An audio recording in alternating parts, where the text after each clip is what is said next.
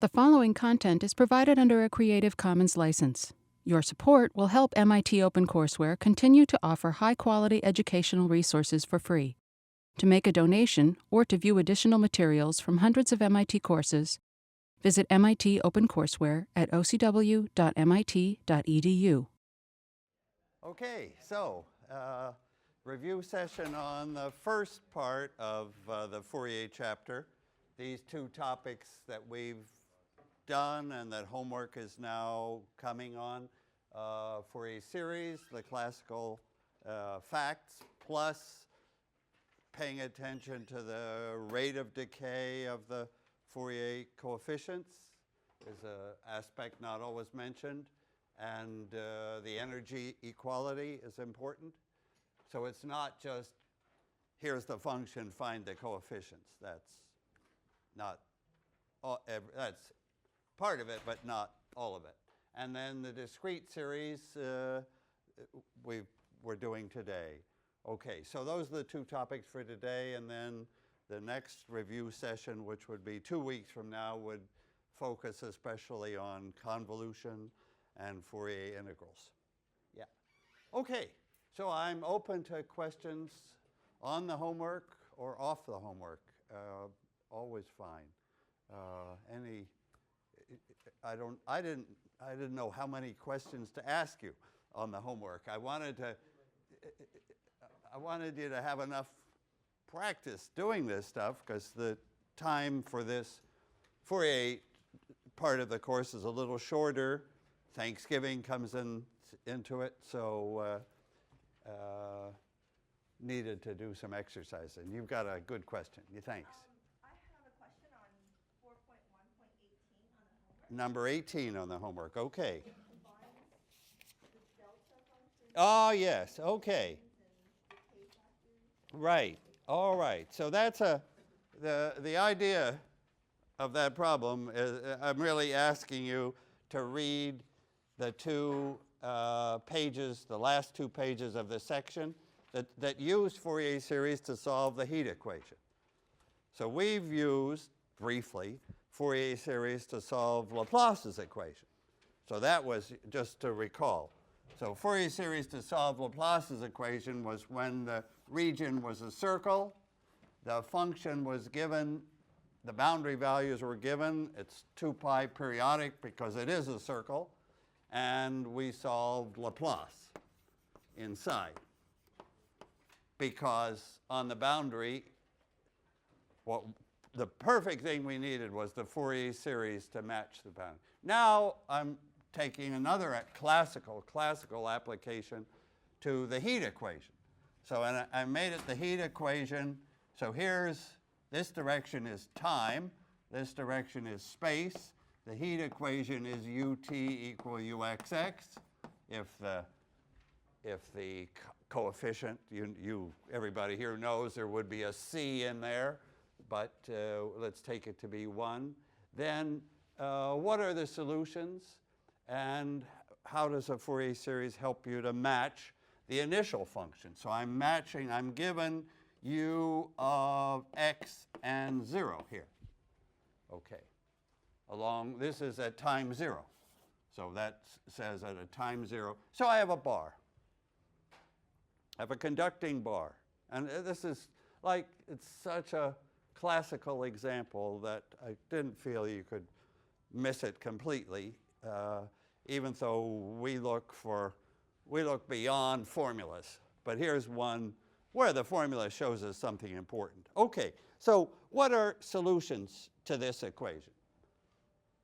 You look for solutions. So the classical idea of separate variables. Look for solutions that are of the form some function of t. Maybe I'll try to use the same letters as the text. Some function of t times some function of x. Okay. And the text uses look for solutions u of x and t that are of this form. Some function of t, darn, I didn't remember it. Well, yeah, it's a of x, b of t. Okay, that's what I mean by separating. So those will be specially simple solutions. And when we go to match the initial condition, I'll just plug in t equals 0, and I'll see the a of x's. Well, what are they? In this case, so they're eigenfunction. Oh, I have to tell you about the remaining boundary conditions, don't I? Because that will decide what the a of x has to satisfy, and will decide what those eigenfunctions are. So let's see. In this problem, I think I picked free conditions. So I made the interval minus pi to pi. That's a change. Minus pi to pi, just so we'd have nice Fourier series. And here I have this boundary is free, u du dx, u prime, at x equal minus pi for all time. So up this line is 0. And also u prime at plus pi and all time is 0. So up those lines, heat's going out. That's what that means. Is that what that means? Or does that mean heat can't go out? No, heat is, yeah, no. So what's happening? Heat's not going out. Is that right? The slope is 0. Right, the slope is the temperature gradient. We're requiring the temperature gradient. So the ends of the bar are insulated. So this is insulated. No passage through, right? Is that what that means? Yeah. It's like there's nobody, it's cut off there. There's nobody, the rod isn't extended for heat to go further. Okay, so that tells us what the x and the t, what the a of x and b of t are. So here's the point. You plug that hoped for solution into the equation, right? So so I plug it in here. And what do I have on the left side? Just the time derivative. So that's a times a of x b prime of t. You see, taking the time derivative doesn't touch a of x. On the right-hand side, I don't touch b of t, but I have the second derivative of the x part. So far so good. Now, a little trick. If I divide both sides by a and by b, I get b prime over b equaling a double prime over a. Right? Just put the a under here, put the b under here. Now what? This is like neat because that function is only depending on time. This function depends only on x. So both sides have to be constant. One it can't actually change with time because this side is not changing with time. And this couldn't actually change with x because that's not changing with x. So those are both constants. So both constants. Let's see, I'll maybe just put a constant. And various constants are possible. Okay, so now you see the point here. Now I have two separate equations. I have an equation for the b part, db dt, b prime. If I bring the b up there, I have equals the constant times b. And I know the solution to that. B of t is, as everybody knows, what's the solution to a first order constant coefficient equation? Just e to the ct b of 0. Good. We've got b. We've got a b of t that works. And now what's the a that also works? That has a double prime. And I bring the a up. So now I have a double prime equals ca. So the a that goes with it is, okay, I've used a c there. So what's the good, I want two derivatives should bring down a c. Let me change c to lambda minus lambda squared. How about if I look ahead, change this constant to minus lambda squared, because I want something where two derivatives bring down minus lambda squared, and what will do that? Any amount of cosine lambda x, right? Because two derivatives will bring down a minus lambda squared, and any amount of sine lambda x. And this is now e to the minus lambda squared t.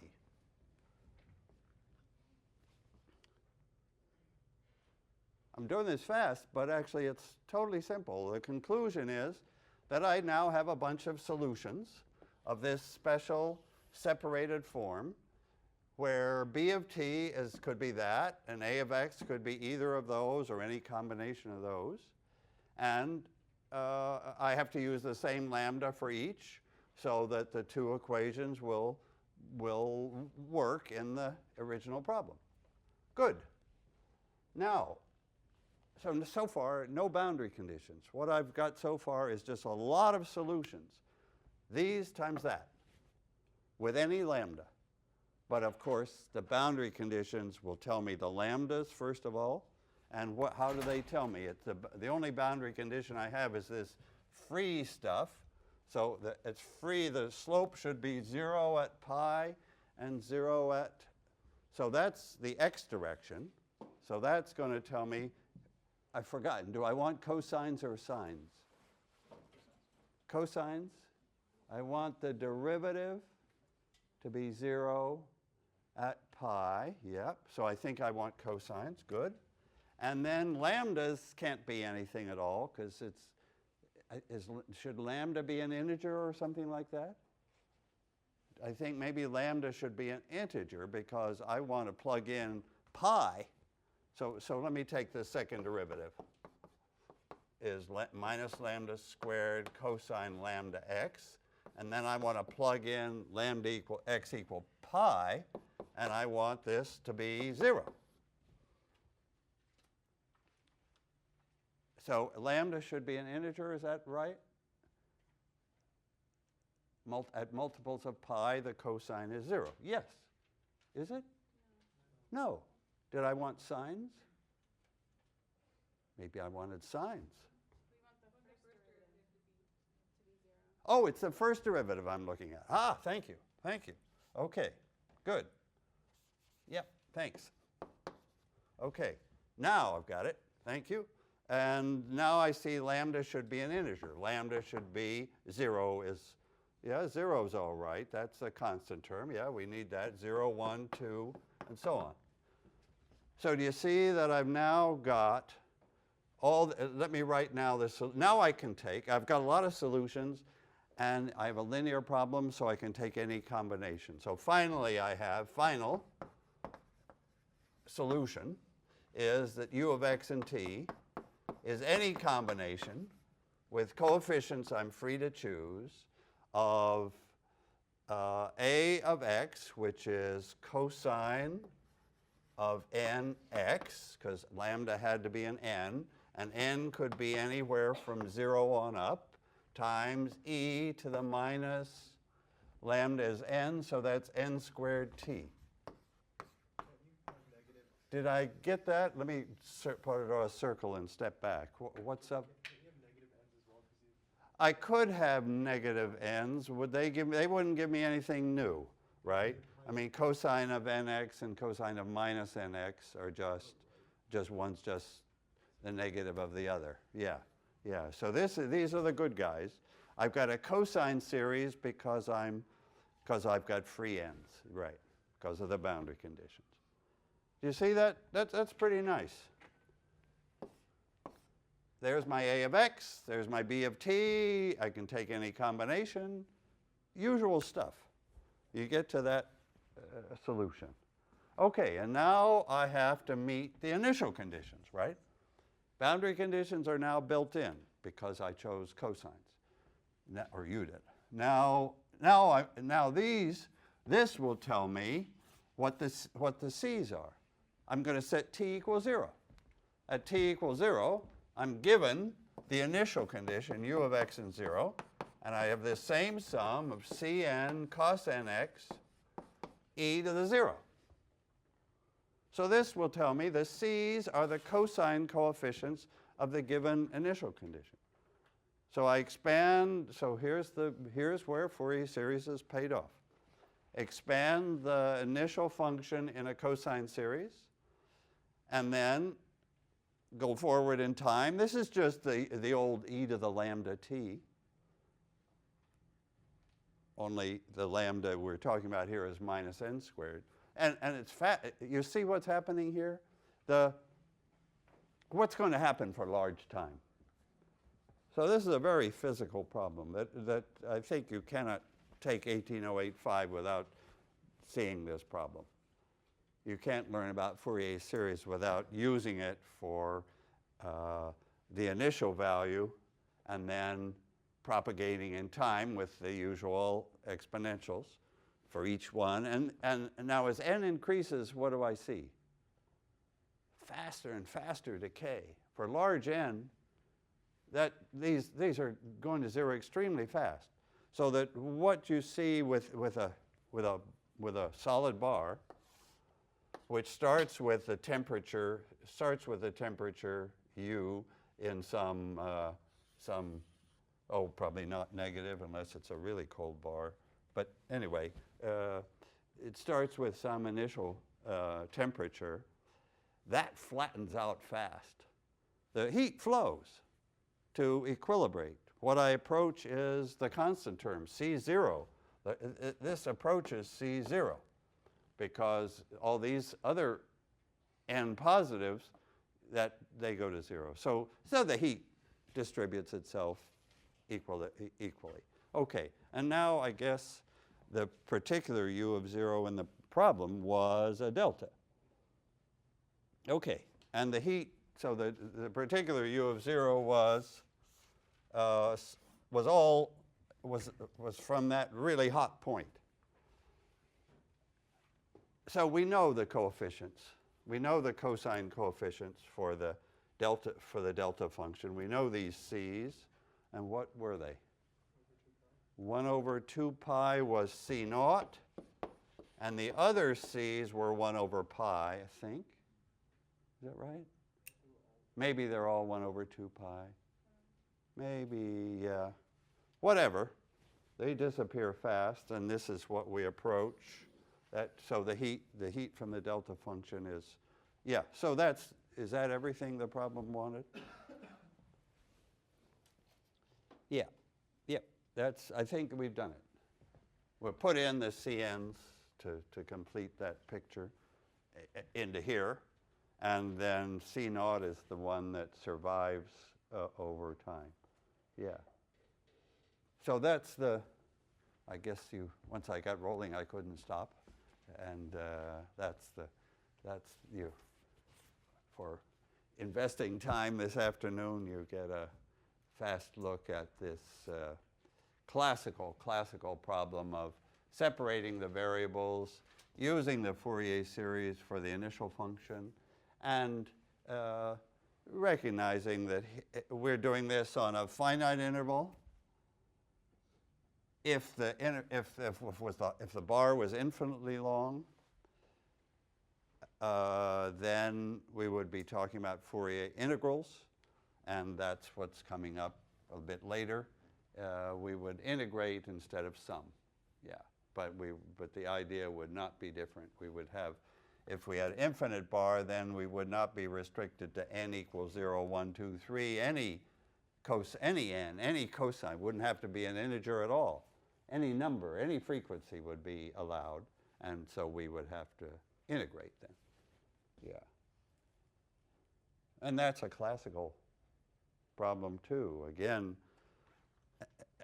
it's come up in a modern way that the famous Black-Scholes equation, shall I just, so the heat equation is for 18086. Here we brought it up because we could solve it fast. But the actual, yeah, the most important solution I could give you to the heat equation would be the one that starts from that point source of heat, but on the whole line. The one that would be integrals instead of sums. Yeah. So we came pretty close to solving the most important heat equation problem, but doing the periodic case with just cosines, and the infinite line case would be the most famous of all. Yeah, and it has a beautiful form. And I was going to say that so the heat equation is pretty classical, but let's see, where can I write the magic words? Black skulls. Yeah, next to the heat equation. So that's the heat equation, but it's also, do you know these names, Black and Scholes?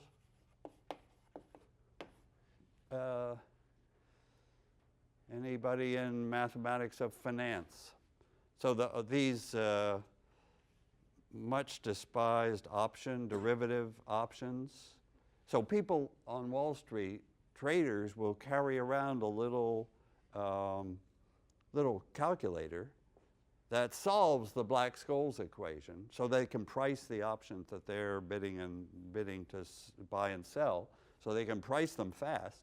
And that little calculator does a finite differences or a Fourier series solution to this Black-Scholes equation, which actually, if we change variables on it, is the heat equation. So that what you see here is actually important on Wall Street, except it's probably not the right moment to mention it, right? Because these, so you could blame the whole meltdown on mathematicians, but that wouldn't be entirely fair. They didn't mean it anyway, but that's been the biggest source of employment, I guess, apart from teaching, in the last 10 years. People who could work out the partial differential equations, and they get more complicated than the heat equation, you can be sure. For what an option, so the classical one, these guys are economists at MIT and Harvard, or they were, and I guess maybe the Nobel Prize in Economics came to part of that group, and also to Merton. Maybe possibly Black died before the time of the Nobel Prize. Anyway, they were the first, and it's a beautiful paper to figure out how do you price what's the value of an option to buy that allows you to buy or sell a stock at a later time. Yeah, so well, of course, you have to make assumptions on what's going to happen over that time, and that's where Wall Street came to grief, I guess. You could, if you had to put it in a nutshell. I mean, the options, the standard, straightforward options, those are fine using Black-Scholes, and then what's happened is they now price more and more complicated things to the point that the banks were buying and selling credit default swaps, insurance swaps, that practically nobody understood what they were. It's just assumed that if there was always a market for them, like insurance, somehow it wouldn't happen and you'd get on. But it happened. So now we're in trouble. Okay, that's not 18085, fortunately, or math, but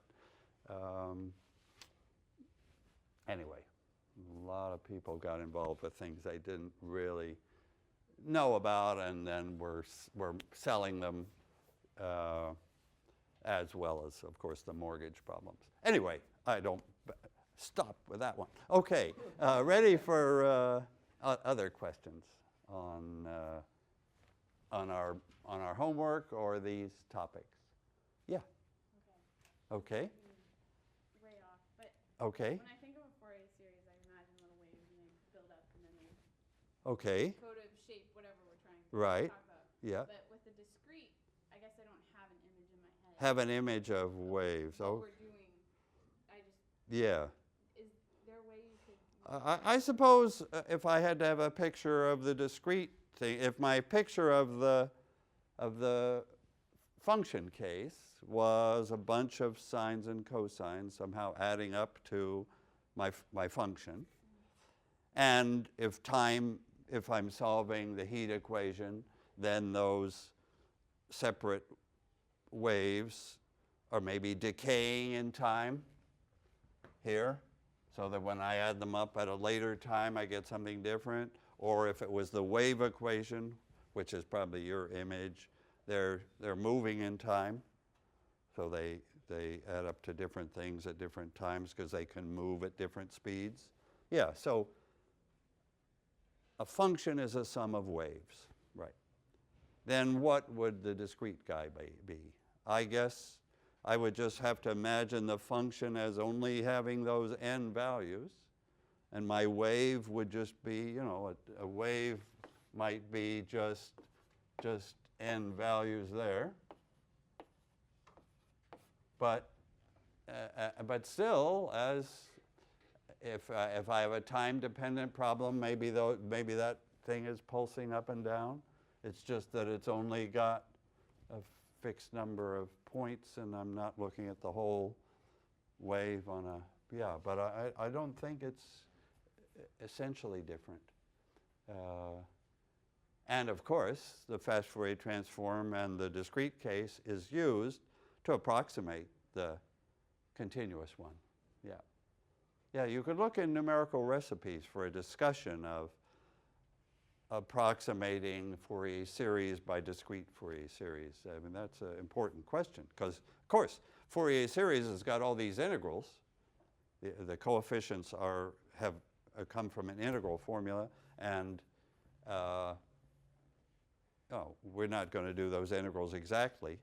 So we have to do them some approximate way, and one way would be to use equally spaced points and do the DFT. Yeah. Can you just remind me what that integral formula is? I don't want you to. It was on the board today. What's the formula for the coefficient CK in the Fourier series? I'm really just asking you this because I think you should have it in some memory cache, in fast memory rather than in the textbook. Okay, so what's the formula for CK in the Fourier series case? Everybody think about it. It's going to be an integral, right? And I'll take it over 0 to 2 pi, I don't mind, or minus pi. And what do I integrate? This is the Fourier coefficients of the function f of x. So I take f of x. I remember to divide by 2 pi. I'm doing the continuous one. What do I multiply by to get the coefficient? E to the minus ikx.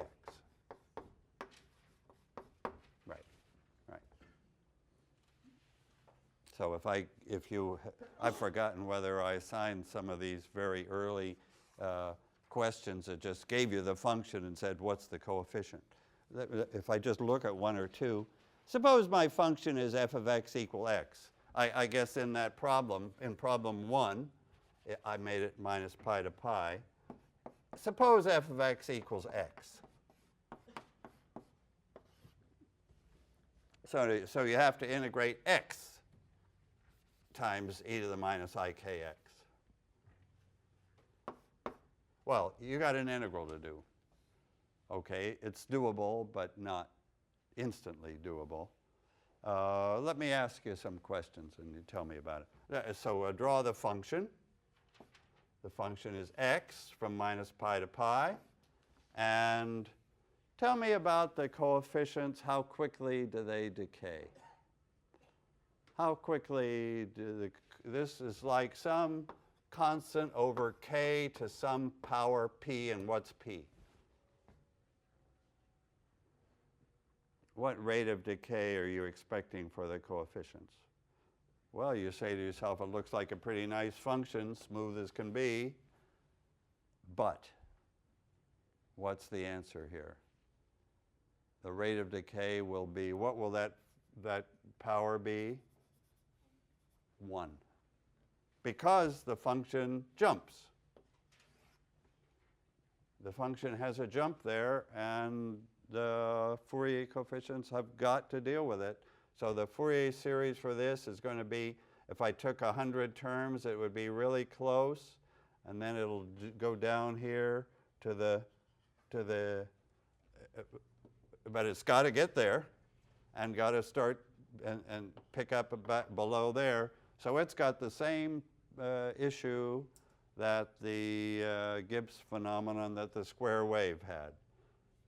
It's got that jump. So it'll be it'll go like 1 over k. Okay, coming back, could you actually find those numbers? And how do you remember how to do integral like that? Well, look it up, I guess, is the best answer. But whoever did it the first time, well, it's integration by parts somehow. The derivative of this makes it real simple, and this we can integrate really easily, right? So we integrate that, take the derivative of that, we get a boundary term, and I don't exactly remember the formula, but it will be not, it'll have a couple of terms, but not bad, and we'll see this 1 over k. Okay, and that's the formula, right? If I changed x to something else, let's see, what can I just, as long as I'm looking at number 1, what if I took e to the x? Oh, easy, right? E to the x, yeah, let's do e to the x, because that's an easy one. Now e to the x looks like, so what's my graph of e to the x? It's quite small here at minus pi and pretty large at e to the pi. What's the rate of decay of the Fourier coefficients for that guy? Same. Got to jump again.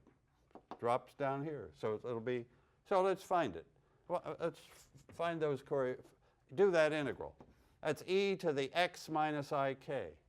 Sorry. Let's put down what I'm integrating here. I'm integrating e to the x times 1 minus ik. Right? That's what I've got to integrate. The integral is the same thing divided by 1 minus ik. I plug in the endpoints minus pi and pi, and I've got the answer. And I divide by 2 pi. Yeah, so that's a totally doable one. Let's plug it in. 1 over 2 pi. And in the denominator is this 1 minus ik. Oh, yeah, well, there you see it already, right? You see already the 1 over k in the denominator. That's giving us the slow decay rate. And now I'm plugging in x equal e to the pi times 1 minus ik minus e to the minus pi 1 minus ik. So as k gets big, this is slow decay. Now what's happening here as k gets large? Oh, k is multiplied by I there. So this e to the pi ik is just sitting, it may even be just 1 or something, or minus 1 or whatever, is it? Yeah, k is just an integer. This is k pi I, that's just minus 1 to something. So all that numerator is minus 1 to the kth power or something times e to the pi. So e to the pi is there. E to the minus ik at e to the minus I pi k is just minus 1. And this is maybe e to the minus pi times the same e to the plus I pi k. I think that's minus 1 to the k. Well, wait a minute. Maybe they're not both. Whatever. It's a number. It's a number that's just of the size, of this size. There's the big number. There's the small one. And divided by that, that's the thing that shows us, yes, there is this jump. Right. Okay, that's a couple of sets of Fourier coefficients. You could ask yourself, because on the quiz there will probably be one, and I'll try to pick a function that's interesting and I mean, I don't plan to pick xe to the x or anything. Yeah. Okay, good. Yes, thanks. What is the idea of energy in a Fourier series? Like if one Fourier series has twice the energy as another, what does that mean? Oh, I don't know. I guess, maybe we're talking about power and things like if we were dealing with electronics, I guess I would interpret that energy in terms of power. So that's what I'd be seeing. Yeah, I'm not thinking of a really good answer to say, well, why is that energy equality? But it's really useful. You know, so much of signal processing, and we'll do a bit of signal processing, is simply based on that energy or equality there and moving into frequency space and convolution. Actually, that's they would call it filtering. So we'll call it filtering when we use convolution, but it's pure convolution. It's pure linear algebra for these special bases.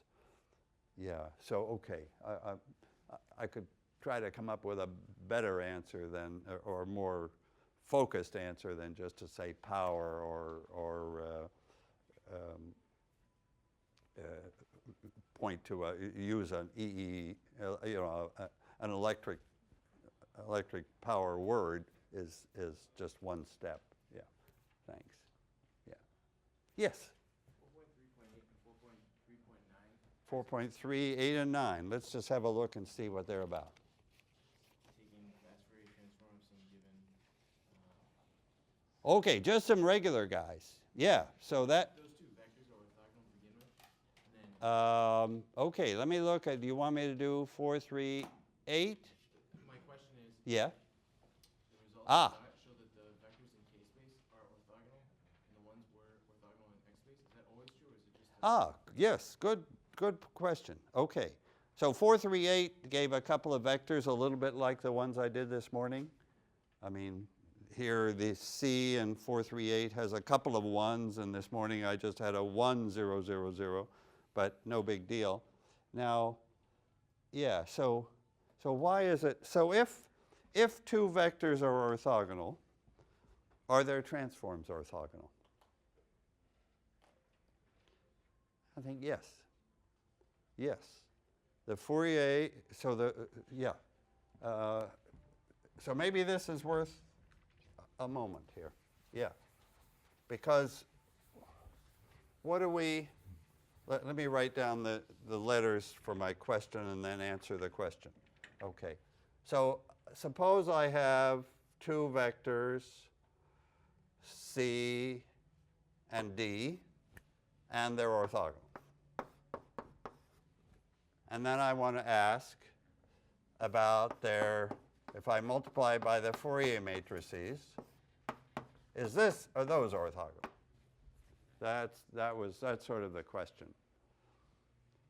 So here are the vectors in frequency space. Here they are in physical space. I don't mind if you started in physical space and went to frequency with F inverse. Same question.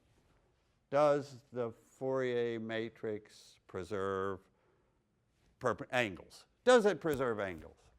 Do these matrices, and F wouldn't be the only one with this property, do they preserve length, right?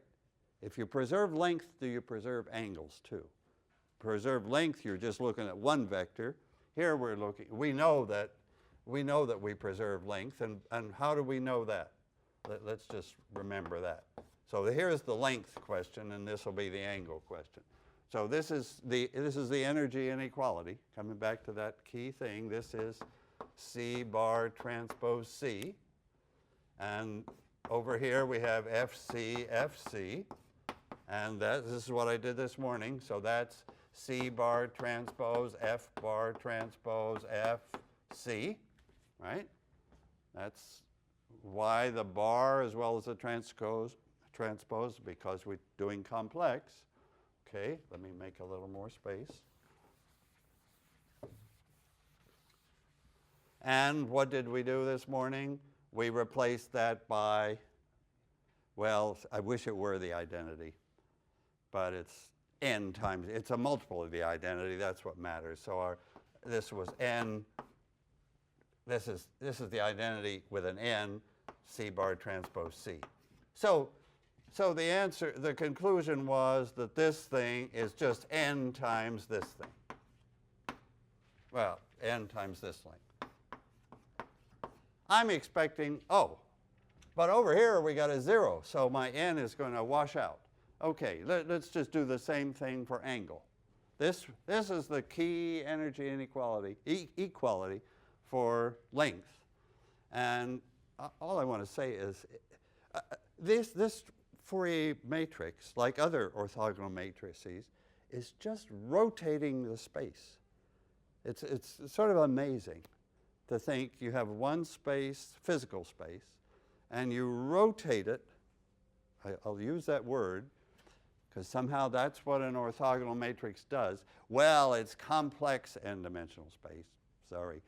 So it's not so easy to visualize rotations in Cn, but it's a rotation, angles don't change, and let's just see why. The inner product of this with this is C bar transpose F bar transpose, because I have to transpose that, times FD. What do I do now? This one was C bar transpose D with 0. You see you have it? There's, again, this fact that this rotation and inverse and the transpose is the identity apart from an n. So again, inner products are multiplied by n. Not only the length squared, which is inner product with itself, but all inner products are just multiplied by n. So if they start 0, they end up 0. Yeah. That was your question, right? Yep, right. So if I have a couple of vectors, as I guess that problem proposed, it happened to propose two inputs that happen to be orthogonal, then you should be able to see that the transforms are too. Yeah, yeah. Can I ask you about question 2? Was that on the homework? Problem 2 in section 4.3? Was it? All I want to say is that's a simple fact that, let me just write that fact down so we're looking at that fact. If I look at this F matrix, it's so simple, but it leads to lots of good, it's just a key fact. That if I look at my F matrix, am I looking at rows here? Yeah, I happen to look at rows. Columns would be the same. It's symmetric. So here's row 1. Here's row 2. I'm sorry, that's row 0. This is row 1. And let me look at row n minus 1. This is w to the n minus 1. This was w squared. This is w to the 2n minus 1, and so on. Everybody's got the idea of the, and then all these in between rows, 2, 3, etc. And the question asks, show that this and this are complex conjugates. That row and that row are the same except conjugates. So if we look at the row number 1 in F, we'll be looking at row number n minus 1 in F bar. Now, why is that row the conjugate of that row? Why is this the conjugate of this? Why are those two conjugates? So I'm asking you to explain to me why W bar is the conjugate of W of this is this.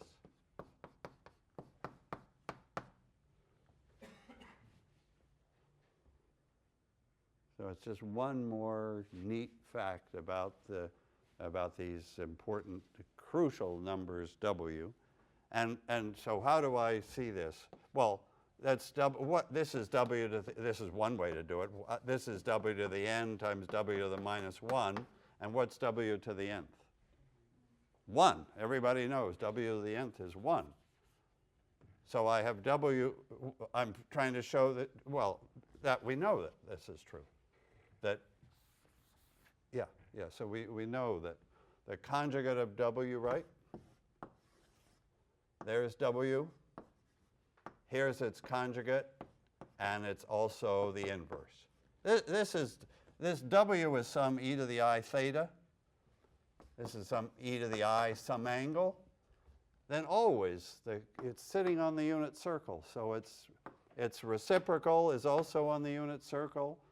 It's the reciprocal. It has e to the minus I theta. So it's just the conjugate. That's the great fact.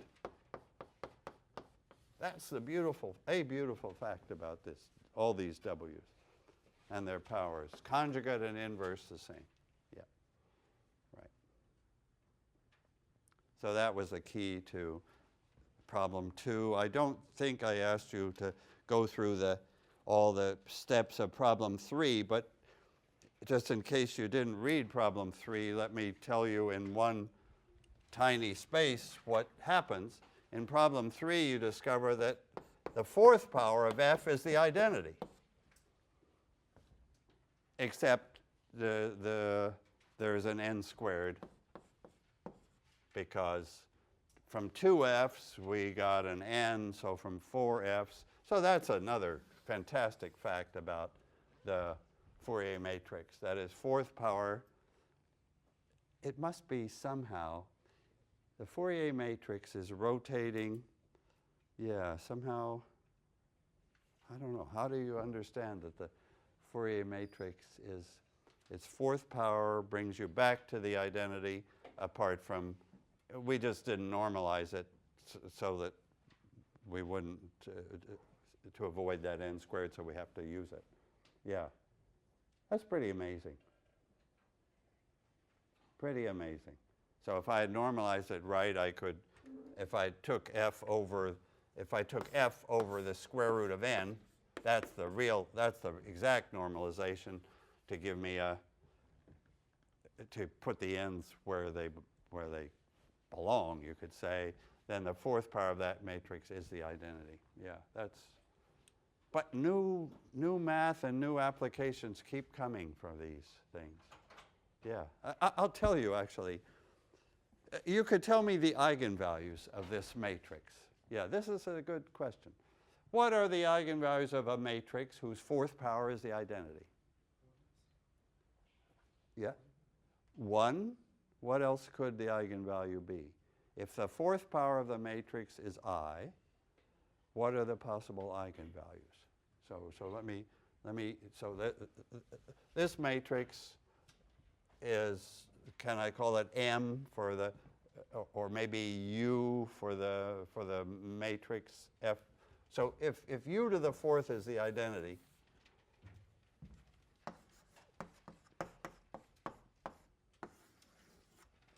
what are the eigenvalues? What could, well, of course, U could be the identity, but it's not. It's Fourier matrix. So what other numbers than 1 could be? So the eigenvalues could be 1. What else could they be? Minus 1 is possible, because minus the identity, that'd be fine.